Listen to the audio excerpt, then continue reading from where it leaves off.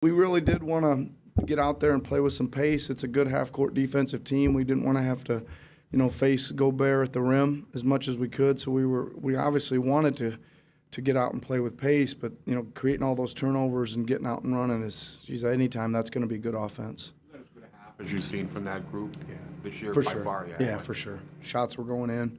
Defense was tough each possession. Just about every possession. Yeah, those things feed each other. The defense feeds the offense. What did you say to the team in the third quarter as Utah sort of piled it on there? Do you worry? Do you sort of get fired up? Well, I mean, that thing was, I think, 40 at the half, right? And it was down inside 20 pretty quickly. So the history of it being 40 doesn't really – I mean, there's plenty of game left when it's down to 19 with 6 to go in the third, right? That's manageable. I just was – we were trying to change some coverages and get a little bit more active, and we just weren't. They did a good job of getting downhill and firing it out and made all those shots. We just weren't coming up with any stops. But, I don't know. I don't really want to talk about that third quarter, if that's all right.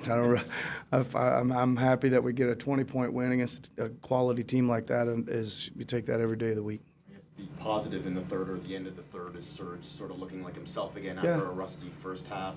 As great as Chris was and as great as you guys played with Serge out, what is it about what he brings that you guys missed? Well, I mean, he's got a lot of experience in a lot of big games, and he was a little rusty, as you could see, but I think again, I always say what makes Serge special is when he's really gets his motor cooking and he's blocking shots and like that. He's a really intimidating factor in a game. I mean, like, we don't lose those games very often when he's cooking and going. He becomes a great presence on defense, and his offense has been really solid this year. You called the Pascal bounce back after the game the other night, and of course it's something that he's done routinely. I said 36 though. What do you end up with? 35. Should have left him in there.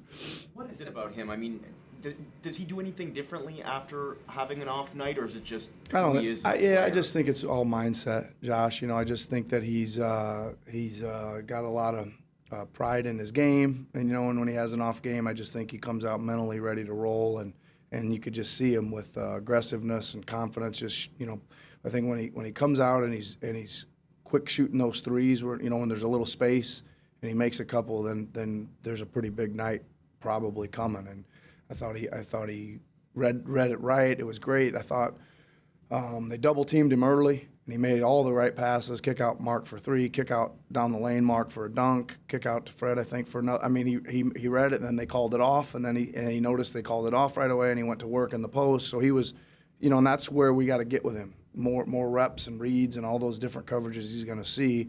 Continue to just make the right play. Look at Fred's line. He went 21-12 and 0 turnovers. But he just, with the primary ball handler, it's amazing he doesn't kick it away at all. Like, what are you seeing from him? Well, he handles it low to the ground, right? He uses his body to protect it. He's got it on a string. He can. I wouldn't call him super quick, but his movements are so deceptive that he'll head fake one way and he's by a guy, into the open. He just really knows how to play, Doug. Doesn't take any unnecessary chances, it doesn't seem. Not very often.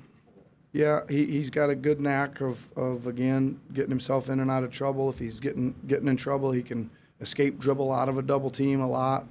And he'll take on, he's got an incredible knack for taking on bigger people at the rim, getting his body into them and somehow getting a pretty good layup up there, and I think that's good when they throw some size at him or they make a switch or whatever, he can score over people, and if he can, he'll keep his dribble alive and score it out the other side and try to find somebody.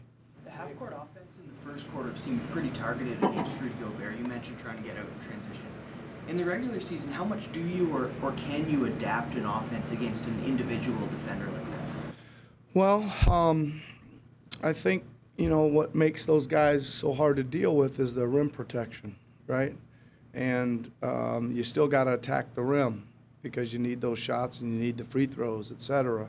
But if he's going to sneak down there, then you've got to space your bigs. I say that all the time. Like, our offense can run at a very high level when all 5 guys on the floor can shoot the three. Because if you're into the paint and you're by people, they got to send other helpers, and it's up to you to make the right reads. And when you go into a game like tonight, and Mark knows he's probably going to have some opportunities if he'll get himself relocated to the right spots, and he stepped up and banged a couple early, and that kind of puts an emphasis on that focus of the game. You have been able to stop most of the big guys in the game consistently. What's the difference this season compared to other seasons?